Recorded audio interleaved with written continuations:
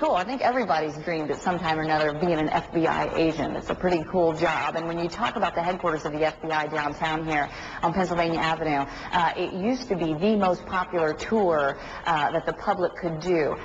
After September 11th, they closed that tour because of obvious security reasons. So it's very fortunate for us that they are opening it back up just for us today. And Richard Kolko is the Supervisory Special Agent, Unit Chief of the National Press Office. Good morning to you. Good morning, Holly. Thanks for letting us in. I'm glad you could come by. We really appreciate it. Kind of tell everybody the importance of where we're standing, why this exhibit is here. Well, as you said, the tour shut down after 9/11, which was kind of sad, not only for the general public, which enjoyed coming here, but also the employees. The tour was enjoyed by the employees and their families. So what we tried to do was come up with a way where we could show some of the important things we're doing to our employees, to some special visitors like you today. And that's what this room exists for. And, you know, when you think about the employees, we think, well, this is information that they already know, but it's a vivid and tangible reminder of important things that you guys always want to keep on the forefront. Well, I agree with you, but it's not always something everybody always knows. What happens, as you know, as you work in your job, you kind of get fixated on what you're doing, and you forget about all the big and great things that the FBI is doing on a daily basis. And this helps remind people of inside of all the different things that we are doing. That are actively going on. Let's talk a little bit about the things you can see. So we're standing right here near Tradecraft. What are the kind of information that we can get from this wall? Well, you started over here on the side of the room, which is counterintelligence, which talks about the spies, people that have, Americans that have come out against America, have stolen secrets, sold them to the bad guys, put Americans at risk, put other people at risk, and the FBI has a long storied history of chasing after spies. You know, spies are always intriguing, obviously, but at the same time, why is it's so good to remind everyone that a spy can be among you? Well, it's important so that people are aware of any suspicious activity that somebody they work with is doing. It helps people follow the rules that they have to follow. We have a strict set of security guidelines every day, and it helps remind people. And you take a look at some of these people, and unfortunately, a couple of them are FBI people that have been caught up in that, as well as many other different agencies. And what this does is remind you of what some of these actual terrible guys have done, and women, to the U.S. in the past. No one is immune. That really stands out when you have that. And when you take a look at all these different people, it really could be just the person standing next to you. To become a special agent, what's the kind of training you have to go through? Well, to apply to be an FBI special agent, you have to go to our website now these days, FBI.gov. Fill out the application. We get tens and tens of thousands of applications every year. Really? We just hire a couple of hundred. And then what they do is they report down to Quantico, Virginia, after going through an intensive selection process. And the training now is 21 weeks long. And then when they graduate and become an FBI agent, they can be assigned to any one of our 56 field offices throughout the country. You know, as we're looking at the spies and everything, what are some of the things that they look for when they see someone? They go, now that's the person that's going to make a good agent, someone that's not going to turn. What are all the things they try to keep in mind?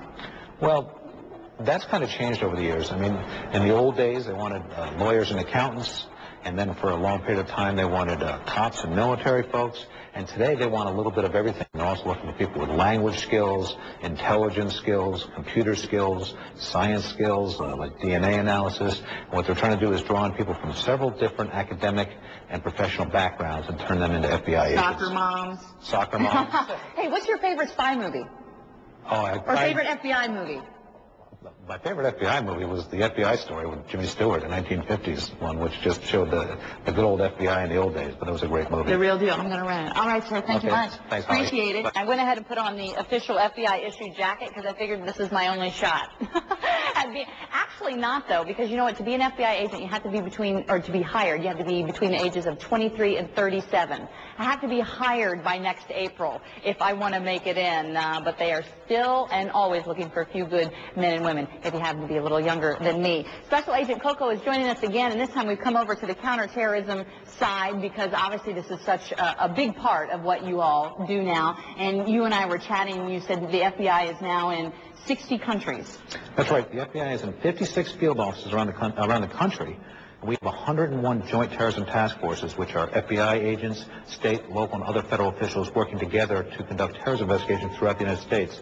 Then we also have agents and other FBI employees stationed in 60 embassies throughout the world, working on investigations, working with the local authorities there as well. Well, we wanted to come to this side because I wanted to talk specifically about some of the things you have on the wall as far as investigations and interesting points about them that really shows what the FBI does.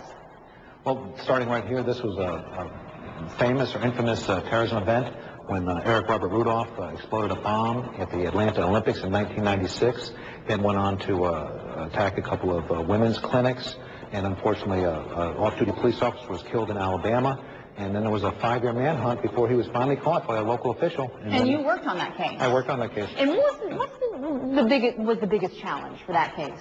Well, the biggest challenge, obviously, was first of all identifying the person that did it. It took several years. Then, of course, the manhunt, which was intensive. He was a top 10 fugitive, took 5 years. He actually, we don't think he ever left that area in North Carolina, Amazing. but fortunately was finally found and now in jail for the rest of his life. The satisfaction in getting the bad guy? Well, there's a lot of satisfaction that he's finally caught and arrested, and more importantly, we certainly think he would have done the same kind of thing again, so it saved some lives. I wanted to show this because this has to do with the Oklahoma City bombing and kind of shows the detail of the investigative work. This piece right here helped you find out what? Helped identify the truck. That piece helped identify the truck. That's correct. What's happened is after the explosion, our evidence response teams were on scene, on site, working with the state and local officials, found some of these parts, were able to identify this truck, and obviously one of the most critical elements in that investigation. So they were able to get the VIN number, that went back to the type of truck, and then Ford was able to say, well, we've sold those trucks to Ryder, and it just goes back and piecemeals it together. How long does the average investigation last, or is there even an average time? There isn't an average time. Just last week we had, or a couple of weeks ago in San Diego, we had a threat against a school, and they were able to have the threat, resolve the threat, and arrest that person within 24 hours. So that case can take that long. Then you can look at the Olympic bombing case that took 6 or 7 years. If you're in the FBI, can you ever trust anyone? Absolutely. You can? Absolutely. It seems like you would have such a, you deal with such a bad element all the time that it would be hard to really believe in the good of people. The people are good. I mean, People like you're out there working. That's why. I wanted to make it to this before we go, because this is very local and very evident of the work that's going on as we speak. Well, this is the Virginia Jihad case, or also known as the paintball case, a case that broke right after 9/11. You're looking at the AK-47, the rifle that one of the subjects had in his car during a stop right here in Alexandria, and that led to the fuller investigation. And then that case recently wrapped up, and those folks are in jail today. Can we go investigate that crash? No, I'm just kidding. Thank you very, very much so much for having me. I'm glad you're here. It's been fascinating. And when you put your application in, call me, and I can probably help push it through for you. Good, because I'm rapidly approaching 37. Thank you very much.